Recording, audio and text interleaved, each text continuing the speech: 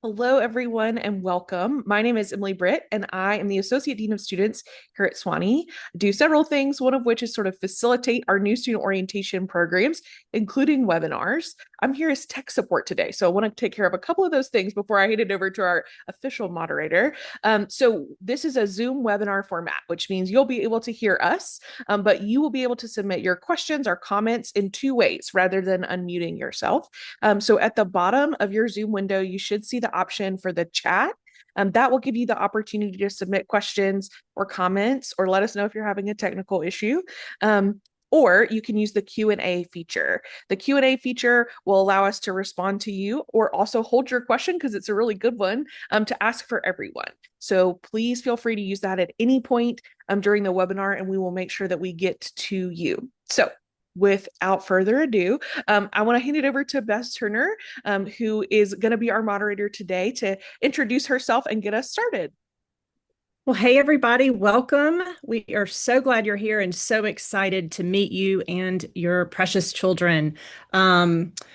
My name is Bess Turner, and I serve as Director of Parent Philanthropy here at Sewanee. I have been on staff for about 13 years now.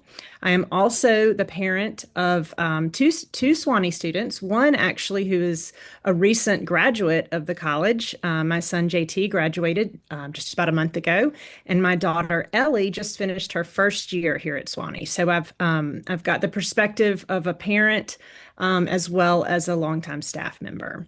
So today we've got a few goals for this webinar. We are first going to sort of introduce you to the liberal arts curriculum and talk a little bit about how that works. And then we're also going to talk a little bit about advising and course registration, and then share some information about academic resources, including our wonderful career readiness and student success coaching program. And so without further ado, I'm going to go ahead and invite Dean Alex Bruce. He is the Associate Dean of the College for Undergraduate Academic Affairs, and he is going to speak next. Hi, good afternoon. Thank you for being here, for giving up part of your time to join us in this conversation. As Bess indicated, Alex Bruce, I'm the Associate Dean of the College for Undergraduate Academic Affairs. What that means for your student is that I'm a person who can help solve some problems, especially at the higher level, the more complicated problems. We have a lot of student support services. You're going to hear from Dean Harrington, from Natisha Redmond about different support services we have, and I am part of that in my own way. Pardon me. What I'd like to highlight, number one, I'm a Sewanee alumnus. I've been working here at Sewanee for about 17 years now. I have about 30 years in higher education. And I want to talk about the academic experience. Part of it's the educational curriculum, but really about the academic experience broadly, including what a typical Sewanee student does and what a typical Sewanee parent does to support their students. So with that in mind, let me say, first of all, congratulations. You've done a great job. You've helped your student get through high school. You've supported them, encouraged them, prepared them for this next step. And now it's on them. They get to claim responsibility for their own education. And when I meet with them on their Zoom session, I'm going to talk about the things that they are responsible for. I'll talk with them about what Sewanee students do to succeed. And again, that's going to be part of my focus. What do Sewanee parents do to help their students succeed? What are the conversations you need to have starting now, starting today? Kind of a quick overview, our academic structure.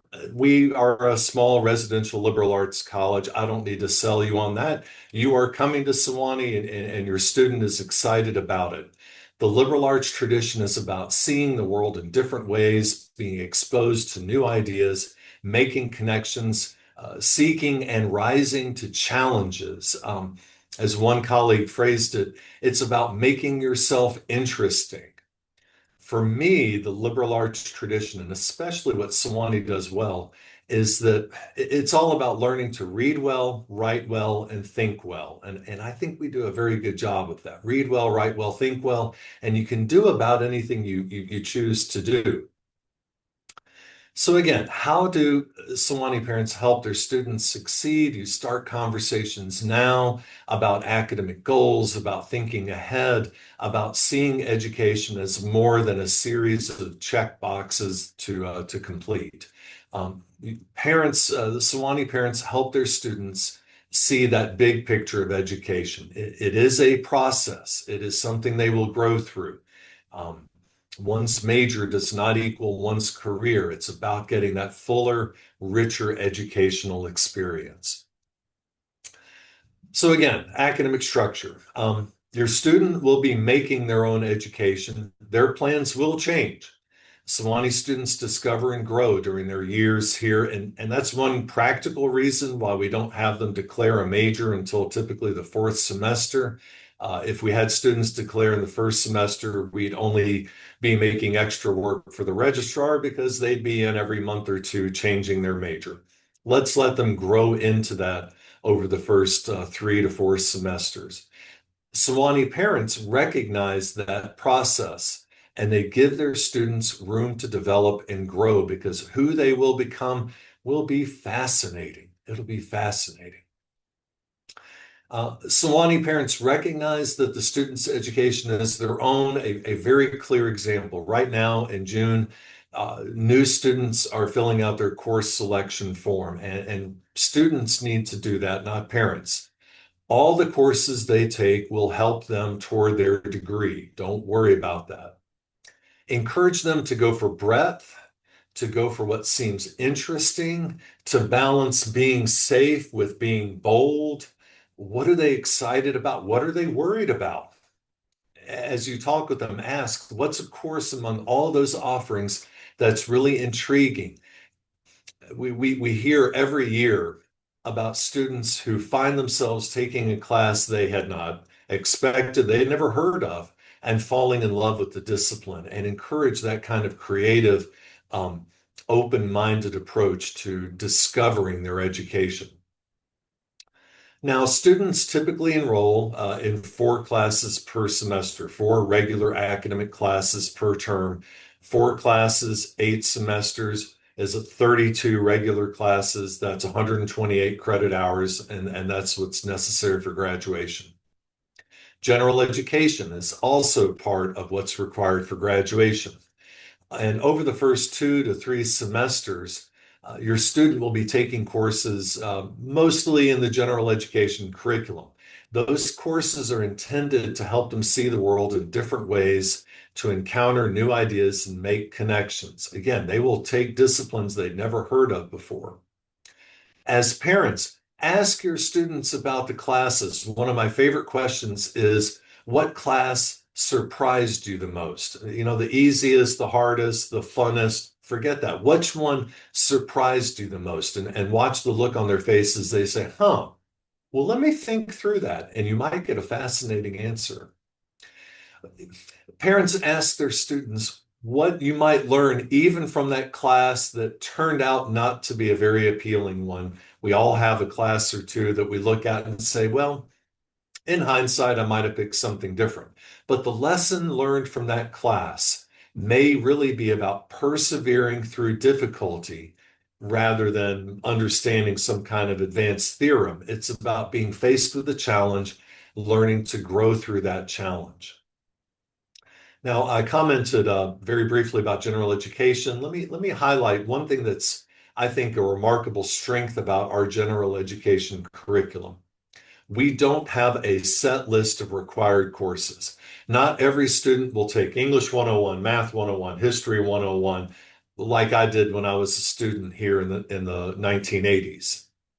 Instead, we focus on developing intellectual skills and habits of mind. We want graduates who can read critically and thoughtfully, so we require them to take a class that focuses on critical reading skills. We want graduates who are effective writers, so they take a class focused on developing strong writing skills. We want graduates who have explored the profound questions of being human, who have experienced artistic thinking, so we require courses in those areas. We want them to understand the intersection of past and present and how societies are shaped. Our graduates have experience with statistical and numeric literacy. They've practiced scientific thinking. They've taken courses in foreign language and culture, and also courses that expose them to unrecognized or perspectives and positions they might not have ever encountered before. So again, our general education is not a list of 8 or 10 specific courses. There are so many different ways a student can fulfill general education. If they're looking at the course schedule online, they'll see typically in the 100 and 200 level courses, which is what I expect they'll be taking, tags for G1 or G2, and that is shorthand for general education category 1. That's a lot of words, so we just say G1 or G2, 3, 4. They will take general education classes without even meaning to, because that's what the 100 and 200 level courses really address. So students will complete general education. They'll complete at one major, or maybe more than one, but certainly one. They will take elective hours, all as part of the 128 hours that they will earn toward their degree. Now, let's kind of talk not just about the nuts and bolts of what a student has to fulfill for a degree, but rather to some habits and patterns that you can help them think about even now, even here on June 11th. So, Sewanee students claim ownership and responsibility for their own education, and Sewanee parents help them do that. Sewanee students have to be responsible for the day-to-day of getting up, getting breakfast, getting to class, getting to homework, taking care of business. That's what they do. They are responsible for their own academic progress. That means doing their own work, not relying on others, including chat, GPT, or other robots. They have to learn how to do that in a timely fashion. Sewanee students will seek opportunities for growth, internships or study abroad, student faculty research, and Sewanee parents kind of help remind them about that. You know, have you paid attention to study abroad opportunities, or are you talking with your faculty? And speaking of faculty, Sewanee students reach out to their faculty and get to know them. The faculty want to teach at a small residential liberal arts college. The faculty want to interact. I know this. I teach English 101 very often. I want to know my students. Now, we all have different styles, and I teach English 101 very differently from an advanced literature course, and some disciplines are more lecture oriented versus discussion. But all the faculty really do want to interact with students, whether over coffee or at a sporting or arts event during office hours. Sewanee students take advantage of office hours with their faculty. Encourage your student to do that. And if the posted office hours are conflicting with other things, Sewanee students ask the professor, can we meet at another time? It's just part of what Sewanee students do. They take the time to communicate. So I've only got another couple of minutes, and I want to just highlight a few final points. All students are making a transition to college. Each will have their own particular strength and challenge along the way. That is normal. Have conversations now. How will you handle success? How will you handle disappointment? You learn to walk by falling down. You learn to ride a bike by crashing. I hope you didn't learn to drive that way. Sewanee parents give their students room to fail and recover. I don't promote failing a class, but they're going to get a grade that was worse than they expected. They're going to be in a class that was harder than expected. What will they do? Sewanee parents remind their students, you have resources. It's absolutely normal to ask for help. I know Brooke and Natisha will highlight some of them, but with academics, are they checking the catalog, talking to the registrar's office, reaching out to that dean? He seems like a good fella.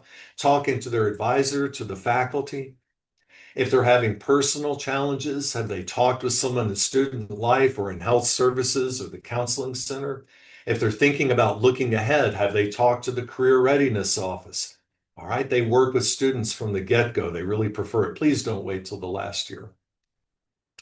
Help your student think about communication. And this final point I really need to put out there. They're the student now. They have to communicate with you about their grades. You don't get copies of the grades. You don't have access to the course management system. If you want to call me and ask your student ask about how your student is doing, that really isn't very helpful. I can quote the catalog to you. You can read it online. It's on the registrar's site. But by law, I can't tell you your student's grades. If you want to know, ask your student. All right. They know if they were going to class, doing their homework, using the resources. So start those conversations right now about how are we going to communicate? How are we going to talk about academic progress? What are you going to share with me? What do you not want to share with me? I've had students and parents in my office, and I've said, can we talk about your grades? And the student says, no. And my answer was, I think the two of you need to step out into the hall and have a whole different conversation. So have that conversation now, this summer, before questions arise. I have gone over by a couple of minutes. I do that all the time. I'm going to take the moment now to thank you again, and I'm going to hand off to Dean Brooke Harrington, who's going to talk with you about academic advising here at Sewanee. Thank you. Thank you, Dean Bruce. Yes, I'm Brooke Harrington. I oversee the first year course registration and then also assigning your students their advisors. And what is important to know, several things about the course selection process, but in how we determine a student's schedule, first and foremost, we are trying to create a balanced schedule for your student. So we're trying to avoid classes only on 2 or 3 days a week. We're trying to put them at least 4 days, if not 5 days a week when we can. We're trying to help with that time management as they learn their own time management skills. I know a lot of students think it'd be great not to have Fridays or great only to have classes Monday, Wednesday, and Friday and have Tuesdays and Thursdays off. But we find, at least for the first year while students are kind of getting acclimated, that it's a lot better for them if they're going to class every single day.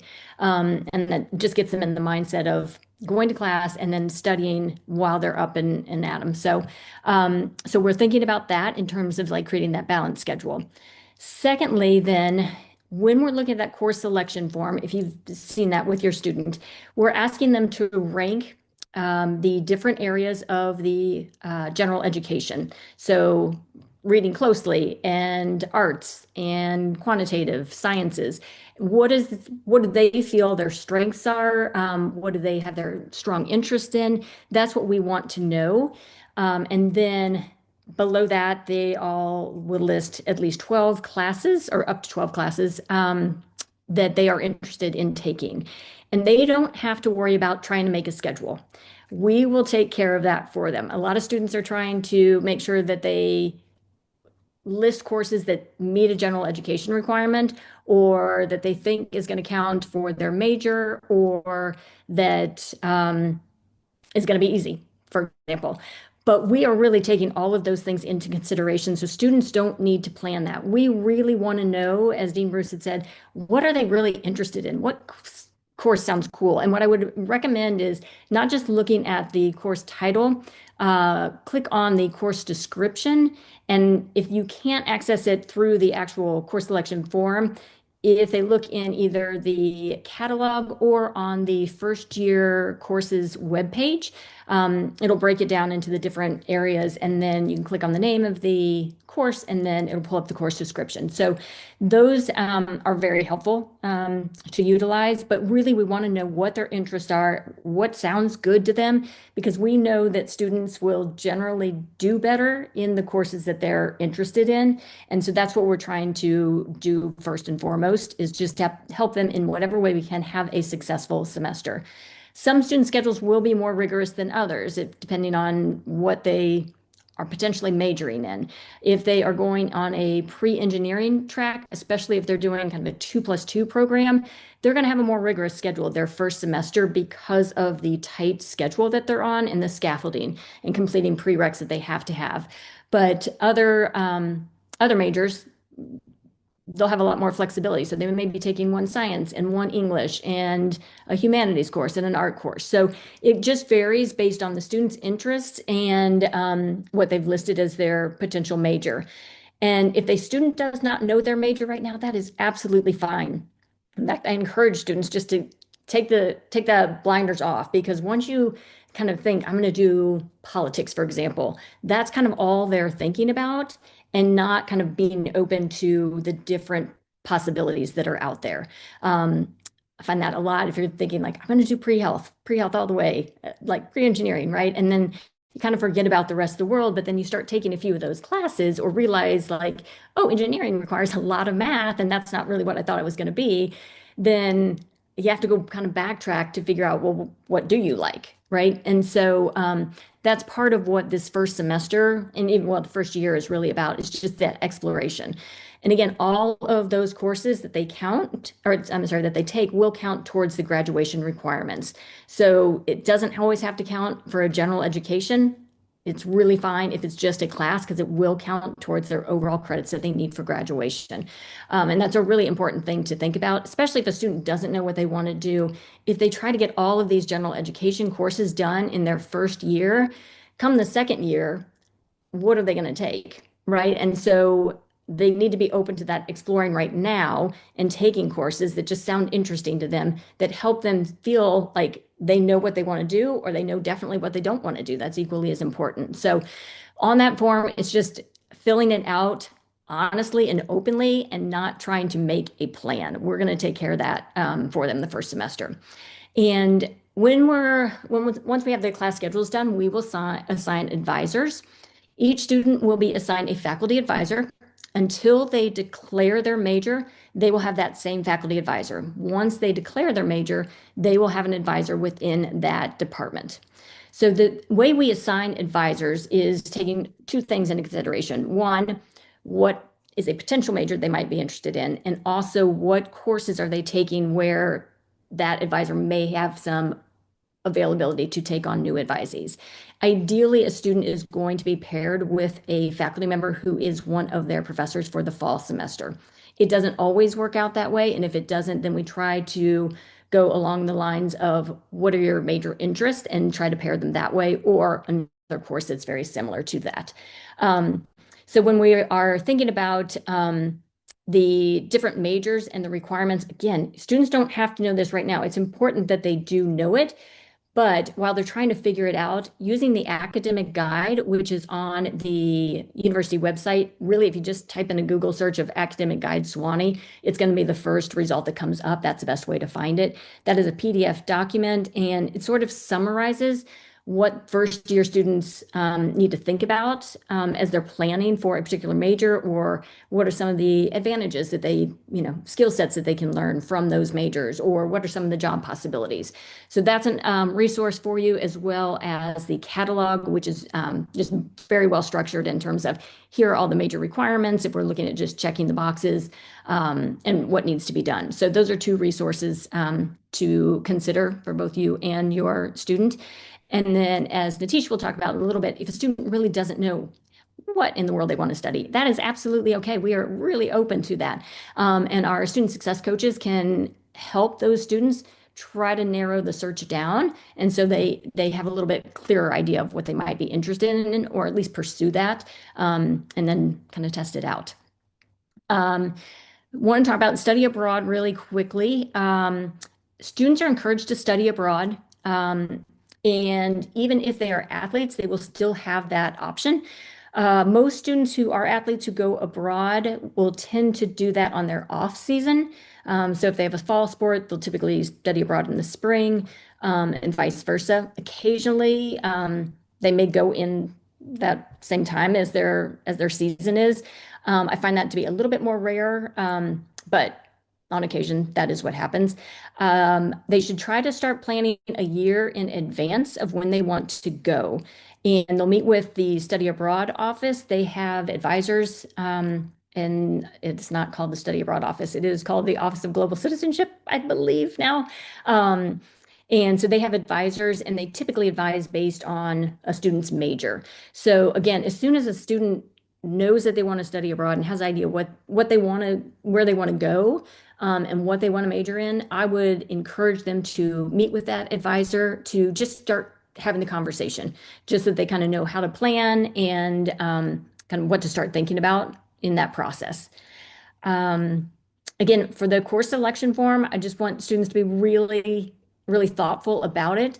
It is not done on a first come, first served basis. We do not start making schedules until July. So I want students to take as much time throughout June to do those, the forms, complete the forms, and then just to be really thoughtful about it and understand that really they don't have to plan that. We are going to do that for them. So, for example, if they are pre-health, every student's going to do biology and a chemistry. They probably will only do one in their first semester, and that's okay. Promise, it's okay. They're still going to graduate on time.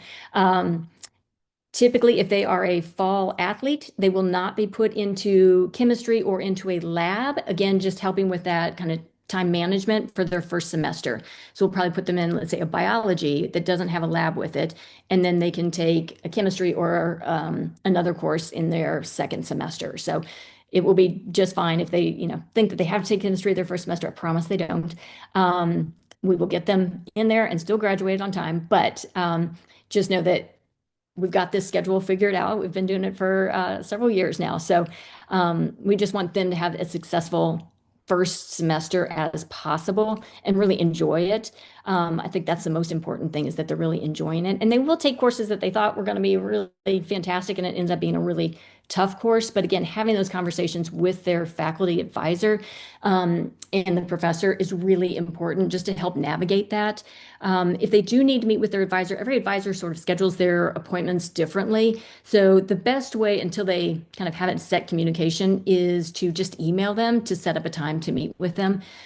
They will meet with their faculty advisor the day before classes starts, and that will be the first opportunity that if they do need to do a schedule change, that they will do that after they meet with their faculty, because we want them to have a conversation about why you might potentially be registered in that class and what are the advantages and what do you need to switch to. The students will receive their schedule during the first week of August, and they will receive an email at their Sewanee email account letting them know when the schedule is available for them to see. But again, they will not be able to change their schedule or do anything with that until they come to campus and have met with their advisor. At minimum, after that first meeting, a student has to meet with their advisor once a semester. I would encourage them to do that more often, just to develop that relationship with them. I think that's very helpful. But it's only mandatory for them to do it once a semester and before registration takes place. So you guys can review the courses, check in on how things are going this semester, but also just kind of plan ahead. But we don't really want it to just to be strictly academic advising. We really want the students to get to know their advisor and develop a relationship. We have a lot of resources on this campus, and advisors are definitely one of those resources, and they really enjoy getting to know their student, especially if they are not in class with them. So I know that it can be intimidating to reach out to a professor or go to their office hours, but once they do it, they realize it's really not scary. The professors love to have students come to their office hours. That is what they are there for. So have them utilize those as much as possible, especially before it kind of gets into the deep end of, oh, I feel like I'm a little behind, or I don't know what's going on. As soon as they can talk with their professor, talk with their advisor, go to tutoring, any of those number of resources that we have, everybody on campus is here to help your student be successful in whatever way that can be, but we want them to be happy and healthy, as well as just doing well academically. So I think I think that's about it. So if there's more questions, though, please feel free to put those in the chat and I will answer those and go from there. So now I would like to introduce Natisha Redmond. She's the Director of Coaching and Mentoring under the umbrella of Career Readiness and Student Success. So I'll turn it over to Natisha. Awesome. Thank you, Brooke. As Brooke said, my name is Natisha Redmond, and I am the Director of Coaching and Mentorship Initiatives here at Sewanee. I'm also an alumna of the university, and so I'm really excited to be able to share with you all this evening a little bit about the work that we do within career readiness and student success, and how we use coaching to support students during their time here at the university.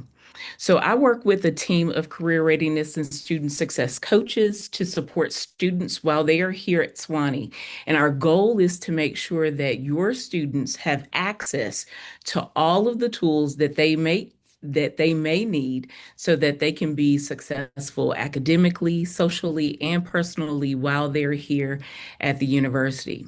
Specifically for our first year students, our coach team is dedicated to helping your students transition, first of all, into the university and helping them to figure out how they can have academic success.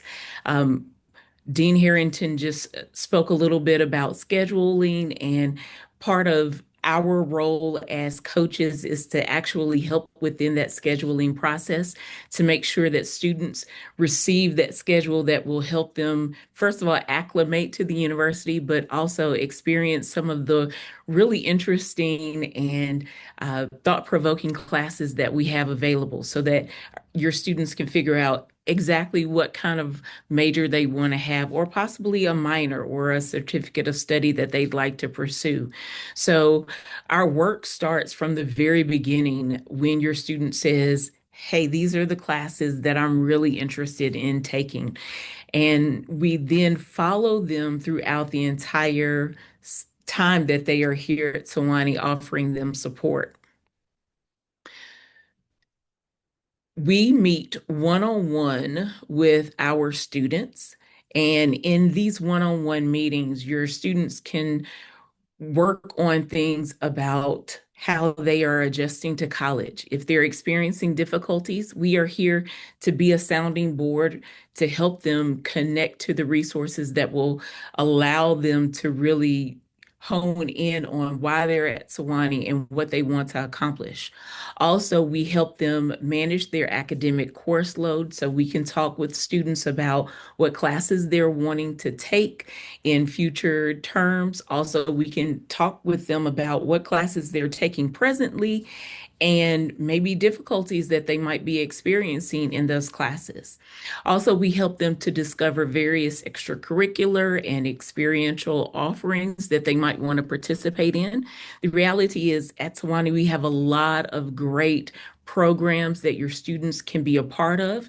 Sometimes it's a matter of our students don't know, that there's a particular program that would be interesting for them. But that's where we as coaches come in to say, have you thought about participating in this particular offering that's, over in this office or with this particular team?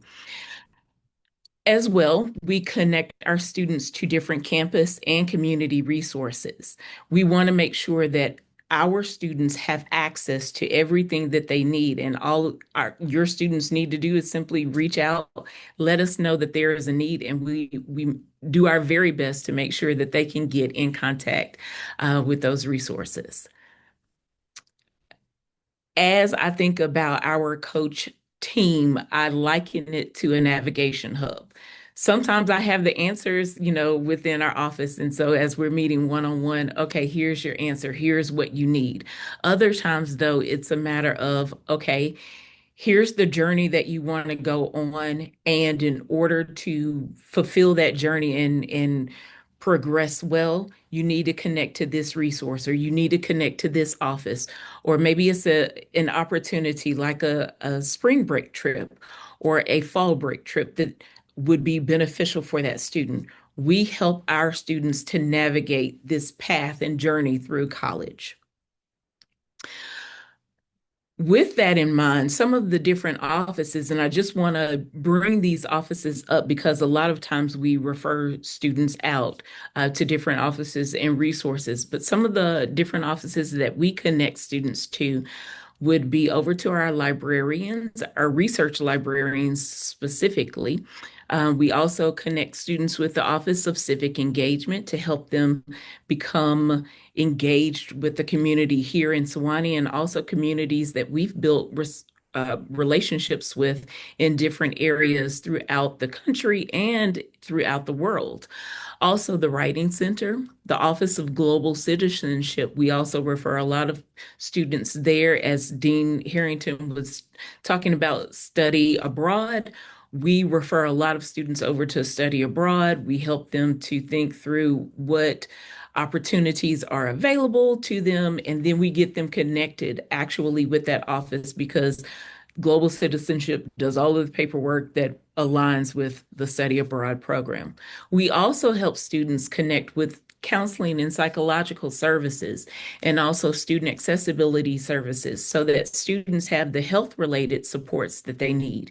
With our counseling and psychological services, we want to make sure that if there are any of our students who are needing mental health support, they have the access to those resources in real time so that they can be successful here at Sewanee. As well, we have some of our students who come in with learning differences and they need supports that are offered through student accessibility services. And so we definitely connect them quickly with our colleagues over in student accessibility services so that from the moment that our students come in, they have the supports within the classroom and also within housing, within athletics, that aligns with those particular needs that they might have. Another aspect of our work is career readiness in students, career readiness in helping students to determine their long range goals that relate to their future careers. We have a lot of conversations with students to help them understand their values, understand their purpose, their strengths, maybe the challenges that they're really interested in tackling. And we offer guidance to students so that they can decide what their future path really looks like. We connect our students with career readiness resources and opportunities to help ensure that they have the experiences while they're here at college that will prepare them for entry into the working world in the future. Some of those resources that they have access to center around preparing materials such as resumes, cover letters, personal statements. Other times, we work with our students to help them connect with internships or research opportunities. We have a wonderful program that helps our students find internship programs that are specifically tailored for Sewanee students. We have a lot of alumni and a lot of friends of the university that say we want to have Sewanee students actually come and work during the summers with us, gain skills. And so we want to make sure that we are connecting students to those opportunities. And it's never too early for your student to try to connect with those types of internship opportunities, especially during the summer. They can always come in and meet with a coach in order to have those conversations, in order to find the different internship opportunities that they might be interested in. A significant portion of our work also revolves around helping our students find job and graduate school opportunities as they start to align their future goals and their future plans. And granted, starting out this first year, it's all about coming into the institution and understanding how to succeed academically, but we never want our students to lose sight on that end goal of finding that career or finding that particular path that they want to go down in the future. And so those job and graduate school opportunities are always there, and we want our students to build the skills as they go along so that when it does come time for them to find that job or find the graduate school that they want to be a part of, they'll be ready to go. They'll have the materials together. They'll have the studying done that they need to have done so that they're ready to launch off into that next phase. We are committed to helping students enter Sewanee and then progress through so that they understand the next stops along their journey after graduation. To connect with your students, we have a dedicated student portal. It allows your students to schedule meetings with members of our team. Students have access also to a texting platform. They'll be able to receive messages from our office as well as to reply to us and let us know of any concerns or needs that they have. As well, we have a learning platform webpage for students that has access to materials aligned with how to succeed academically, how to manage your time, how to create a study cycle, how to take notes. There are so many different offerings within this particular platform that are applicable for our students. Every single for incoming student will have access to this portal so that they can receive all of the support and materials 24/7 that they need. And that access will probably come out towards the beginning of August. So I just want to let you know we do have resources and we do have ways to support your students, both academically, socially, personally within the institution. That's a little bit about our career readiness and student success coaching. And at this time, I'm going to turn it over to Dean Britt to take us into our next portion. Thanks, Natisha. I was like frantically sending all these great resources for everybody.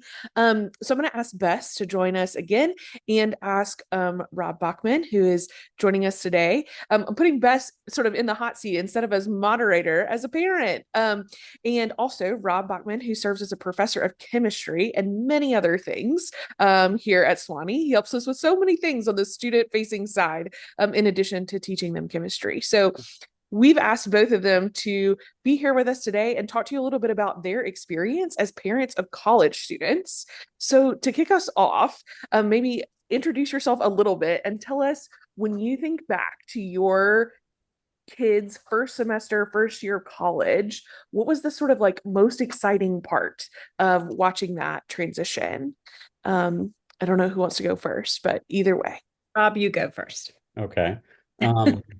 So yeah, I am a professor of chemistry. I've been at Sewanee for 24 years, and I've been a faculty member for 30. And I've had two children go to college, not at Sewanee. One started in the fall of 17, and the other in the fall of, yes, 20, that year.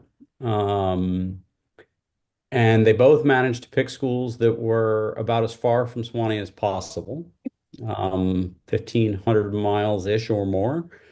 And so what I remember most is how I think they were excited about the big change that was coming, going to a new, totally different place. Having grown up in this little town named Sewanee, going out to this big world was such a big difference for them. And it was interesting seeing how quickly they were comfortable being in a new place. That was really amazing. So there's sort of a beginning start, I guess. Yeah, that's great. Well, and I'll say my son, who just graduated from Sewanee, he actually started at a different institution. So he transferred into Sewanee as a junior. So any of you transfer families out there, I'm happy to talk more because that's its own sort of special thing. But when he was a freshman at the other school, he actually did not, this kind of answers a couple of the questions, but he actually was not, somehow fell through the cracks and wasn't assigned an advisor until like February of his freshman year, which would not happen at Sewanee, but it happened to him there. And I was really impressed at how he was able to take the initiative and figure out how to register for classes completely on his own that second semester. And I really was impressed by how he kind of figured out just how to be organized and figured out the system, and really didn't even tell me that this was even happening. He just kind of did it. And so it was definitely baptism by fire, but it actually really taught him a lot, I think. So that was, I think, the thing I would say about both kids is I have been sort of surprised at how well they were able to adapt to a new situation. And yeah, that's kind of, I think you'll see that with your kids as well. So yeah, that's great. And helpful, right? Because some of our parents for y'all to have such different experiences with your own kids, because some of our parents are sending their students to Sewanee, which is 1,500 miles away from them. So we see it all and are happy to welcome all of them and see how they succeed. So, one of the next questions that I have for both of y'all is, when you think about how you helped your student transition to college, what are some of the things you think you and your family did well? And what are some things you wish you had done differently? Bess, I'm gonna let you take the first on this because Okay. I'm still stuck with everything that happened in the fall of 20. Yeah, yeah. There was a Well, I lot mean, there. there was a lot going on. So, I mean, I guess that sort of advice I would get that I think that we did pretty well. I'm thinking back to my daughter this time last summer. I was in your shoes. Um, you kind of if you are anxious as a parent, sort of like when you had a toddler, right? Like they pick up on that. If you think back to when you had a toddler and they fall down and they scrape their knee, if you sort of freak out, they're going to freak out. So during this time, if it like just remember your own anxiety and all the emotion that you're going through, they're feeling that too. So just to try to remember that. Also, I think from a very practical perspective, I see a lot of parents, and I did this a little bit, um, really kind of go overboard with like we have to have purchased everything Mm. going into, you know, you can't, you have to have all the pens and pencils, you have to have all the Tide and everything else. And the reality is, we're not in the middle of the boonies. We do have Amazon, so this isn't really about academics as much, but it's just about sort of life. Just remember that they'll figure it out. You don't have to have everything perfect day one. And that is something that I think we did pretty well, but I still think I probably worried about it even more than I needed to, because you just don't really know until they move in and sort of get here what they really need and don't need. So just chill, I guess, is my best advice. Yeah. Yeah, I'll second that, and I'll say, yeah, we were probably the same way. We tried not to over plan, but there were moments when, oh, we have to get it all right. And Mhm. yeah, just remember that getting it all right is not something that really happens very often. So just be okay with most of it's okay, and you can always pick up the last thing when you get there. Sure. Absolutely. Um, okay, so because things don't always go perfectly, we know that students are going to struggle with something, right? In Mhm. first year, their first semester. As Dean Bruce mentioned, they're going to take a class that they didn't realize was going to be that hard, or whatever it may be. So, what's sort of your advice about how you could support your student potentially from a distance when they hit that bump in the road or struggle a little bit with this transition? Um, Yeah, this is going to sound funny because it's such an sort of old school thing, but this is what we've been doing since both kids were in school, but it was also what I did when I was in school, which also was my mother's tradition. Um, we have a weekly call. Hmm. We don't text all the time, but it was just once a week check in. For my mom, it was always Sunday night. Um, And now in the modern world, been a weekly Zoom. Hmm. Um, and it's really just to chat about whatever's been going on during the week. It's not pushing about anything, but just giving them a chance to talk about anything that's been going on, good or bad. And also, by the way, allowing us to tell them things they need to know. Um, so, I mean, I've been doing this, it's hard to believe, 40 years. That's great. Yeah, I think that's excellent advice. What I thought about for this is sort of letting them come to you. Hmm. So it's along those same lines is we can be in constant communication with our children, but we need to give them space. And sometimes when there is a bump in the road, the tendency is, if you're in constant communication, is just to come straight to mom or dad instead of sort of trying to figure it out on your own. And so I do think what Rob said is really brilliant, actually, just to kind of have a set time and sort of establish that early on. Um, and not to constantly sort of try to hold yourself back from constantly checking in and constantly being on FaceTime, because they need to fly. They need to figure this stuff out on their own. And there are so many resources here, as you've just heard, to support your students. So they have the support that they need. So That's awesome. And a great transition. Putting sort of both your parent and your faculty staff member hat on, what do you feel Mhm. like is a resource at Sewanee that you really wish students used more? for, for me, it's easy. It's the coaching and career readiness student support office. Go early and often.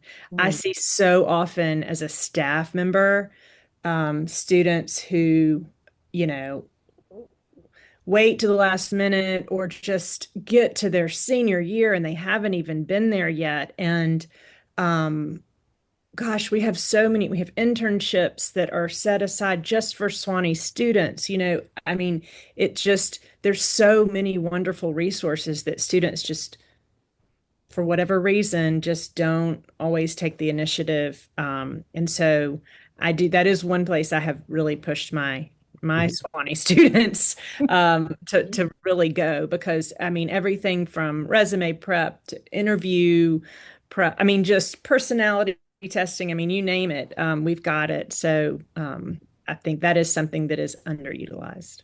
Yep, I would agree, and I would say that actually for both of my uh, children who went to different schools, they didn't go as often when I would say, hey, you probably should try, maybe try. Notice I never said you had to, but it was mm, just that you should. mhm, Um, but the other one I would say is,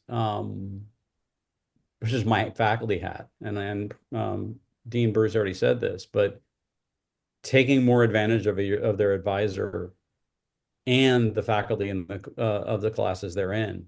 Um, we actually do like having the students come and knock on our door.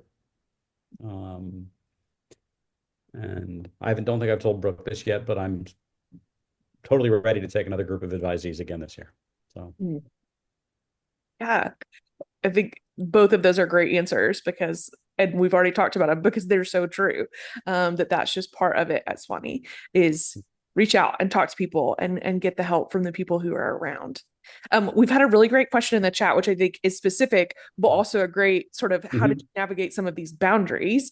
mhm. Their student is coming from a bit further away and they really want to bring their car. So, do you think freshmen need a car on campus?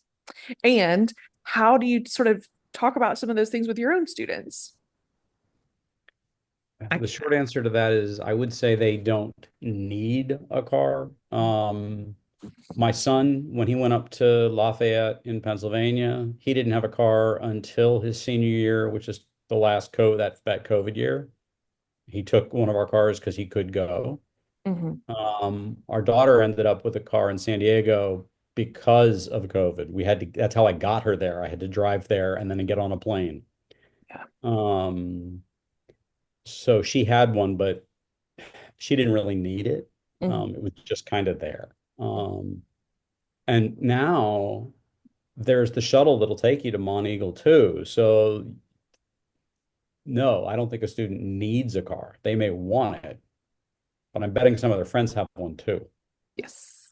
yeah, I'd say they don't need a car, but there are plenty of students with them, and you can always catch a ride. Mhm. Students don't really use their cars, or really shouldn't, around campus. Mhm. It's a pedestrian campus that is intended to be walkable, bikeable. So the car is really to leave campus, in which case it's either the student is going home, and that's, or they are going with friends to go do something in, we're going to go to Target or something. And that's, you're going to be with a group anyway. So also, freshmen, you might not get a great parking space. It's a hike from your dorm. So Mhm. think carefully. It's not like you're parking often in the dorm parking lot. So Yeah. not for freshmen usually. These are great tips putting on my student life hat for just a second. Many students have cars. But yes, this is a walking biking campus. So bikes are very common. I've seen a couple of those students now with more scooters popping up, which is kind of fun. But it's infinitely walkable. They just may not feel that way. But if you went to, I used to work on a very large SEC campus. I'm like, you would have walked that and not even thought about it. You got this. And we do have a shuttle that runs around campus. So no worries there. And during before and after breaks, we coordinate the shuttle to go to Monteagle to catch the groom shuttle to the Nashville airport. So all of those kinds of things, happy to help with. So it's sort of back and forth. If your student is an athlete, they will work with athletics and our parking folks to get special all of the things. We know that that makes it complicated, but as sort of a general rule of thumb, you know, they don't have to have a car. Their friends will have one, but many do. They just need to get ready. Okay, maybe final question for you two as parents before we switch to other kinds of things. And we will talk way more about parking in the Live at Sewanee session. We'll have the chief of police who oversees parking there, so you can ask him all of your infinite parking questions, because there's always more. Parking's hard on every campus I've ever worked at or been to. But any like sort of last things you wish you had known or advice you wish you could give to your past self about being the parent of a new college student? Hmm.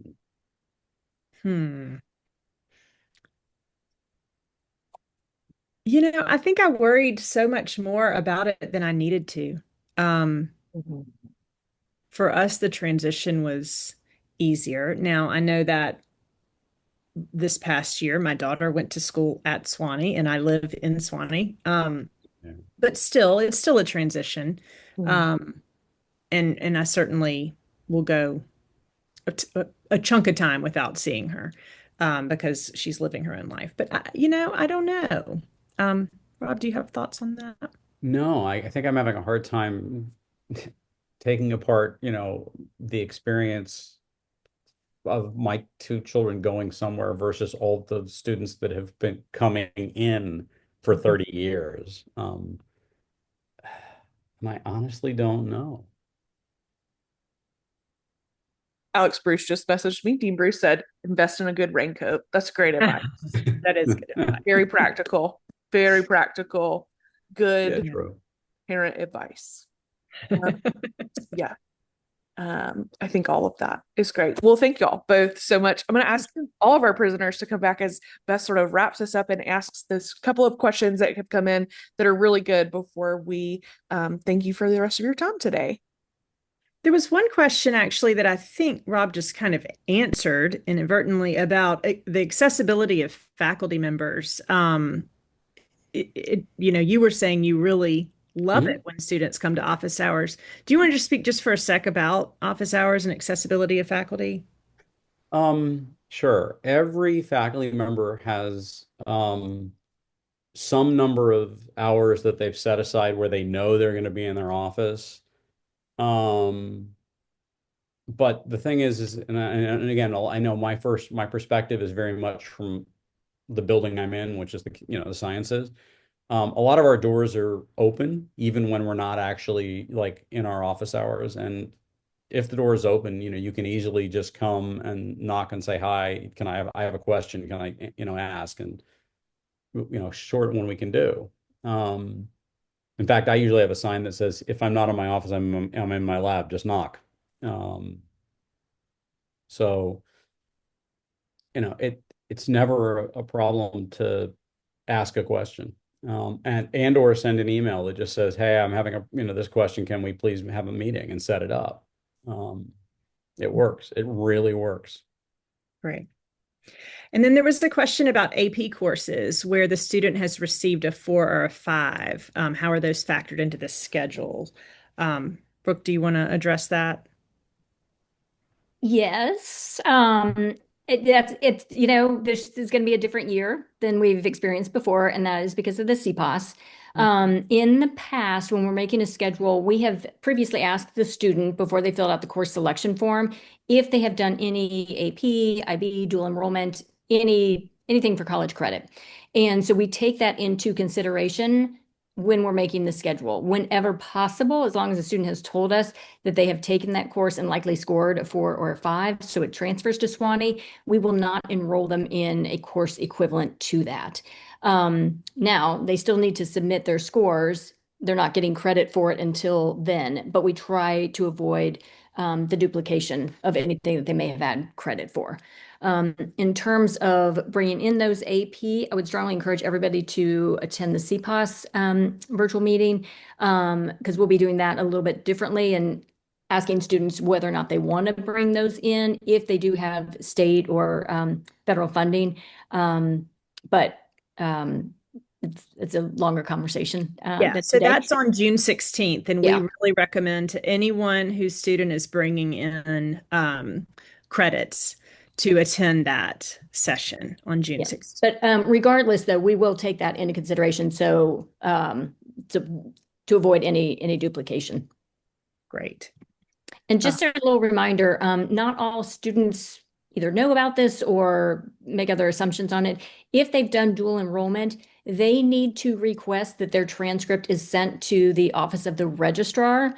So one, a lot of students think that their high school counselor is going to do it for them, but they can't. Literally, the student has to request that from the college or university that was granting the college credit. So it cannot be recorded simply on their high school transcript in order for us to give them credit. We need the official college or university transcript.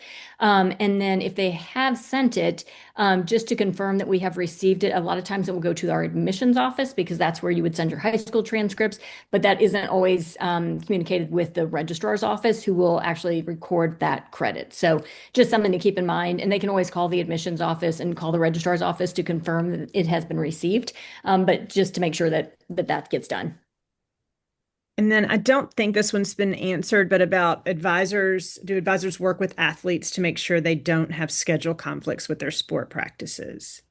So after the first semester, the students will make their own schedules. Essentially, they'll register for their own classes. And so students really need to be aware of when those times are.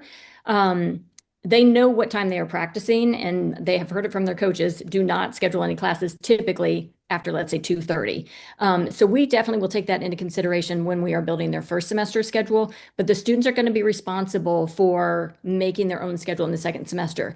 Now, that said, if somebody's doing something like a pre-health or pre-engineering or a chemistry major or something in the sciences where they're going to have a lab, and sometimes there's just no way to avoid a lab course interfering with practices, and our coaches know that. So it's just one of those things that just needs to be communicated. But academics come first at Sewanee, and so students just need to be aware of that and have open communication with their coaches, which in my experience has never been a problem.